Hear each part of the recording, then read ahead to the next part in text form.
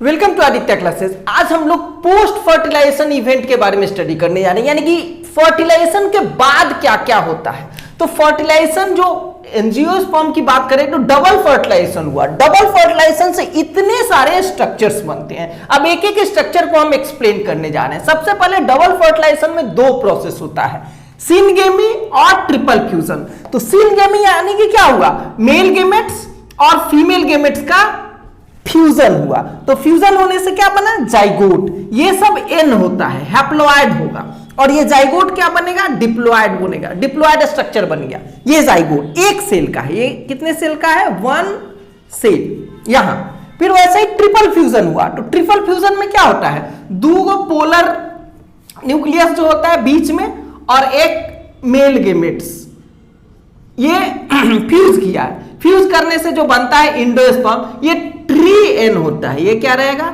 ये भी one cell है, वन सेल, बट यहां पे ट्रिपल, तीन को न्यूक्लियस मिला है ना, तो ये ट्रिप्लोइड होगा, 3n स्ट्रक्चर होगा। ओके, मैंने 3 सेट ऑफ क्रोमोसोम इसमें होंगे। अब क्या हो रहा है, प्राइमरी इंडोस्पर्म जो है वो डिवाइड हो करके बहुत सारा न्यूक्लियस में टूट जाएगा। जैसे ये पहले एक सेल बना ना, थोड़ा सा बड़ा बना दे रहा हूं, ये तो बड़ा सेल रहता ही है। तो ये बड़ा सेल में एक न्यूक्लियस है, ये फ्री न्यूक्लियस, इसमें बहुत सारे न्यूक्लियस बनेंगे, अभी सेल नहीं बनेंगे। उसके बाद जो होगा सेलुलर इंडोस्पर्म बनेगा, माने ये न्यूक्लियस जो है वो चारों तरफ से, ये न्यूक्लियस सब था, अब ये क्या होगा, चारों तरफ से सेल से घिर जाएगा। ये अंदर में एक एक सेल बनने लगेंगे। ओके, तो इस तरह से जो बनेगा वो सेलुलर इंडोस्पर्म कहलाएगा, सेलुलर इंडोस्पर्म। अब यहां पर रुक के थोड़ा सा इधर आ जा रहा हूं। ये जो जाइगोट बना था, जब ट्रिपल फ्यूजन से प्राइमरी इंडोस्पर्म जब बना, वैसे ही यहां पे जाइगोट बना, यहां 2n है। अब ये जाइगोट डिवाइड करेगा, जाइगोट 2n जो था, अब ये डिवाइड करके, ये एक सेल का है, एक सेल से दो हुआ, 2 से फिर 4 होगा, 4 ऊपर नीचे कर देते हैं। ओके, फिर 4 से ये 8 होगा, तो ये 8 सेल, यहां पे आ गया 16 सेल का। 16 सेल जब होता है तो उसको एम्ब्रियो कहते हैं, और 16 सेल से पहले का जो कंडीशन है वो क्या कहलाएगा, प्रो एम्ब्रियो। 16 सेल से पहले का जो कंडीशन है, ये देखिए यहां 16 सेल है, और 16 सेल से पहले का जो कंडीशन हो गया वो प्रो एम्ब्रियो। यहां 2n हो गया। ये सब माइटोसिस से हो रहा है, यानी कि ये भी 2n होगा, डिप्लॉइड होगा, ये भी डिप्लॉइड होगा, ये भी डिप्लॉइड होगा, ये भी 2n है, ये भी 2n है। अब ये एम्ब्रियो जो होगा फिर डेवलप होके क्या बना देगा, सीड बना देगा।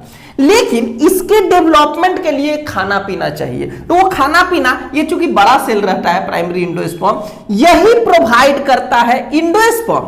प्राइमरी इंडोस्पर्म कहिए, या फ्री न्यूक्लियर इंडोस्पर्म, या सेलुलर इंडोस्पर्म।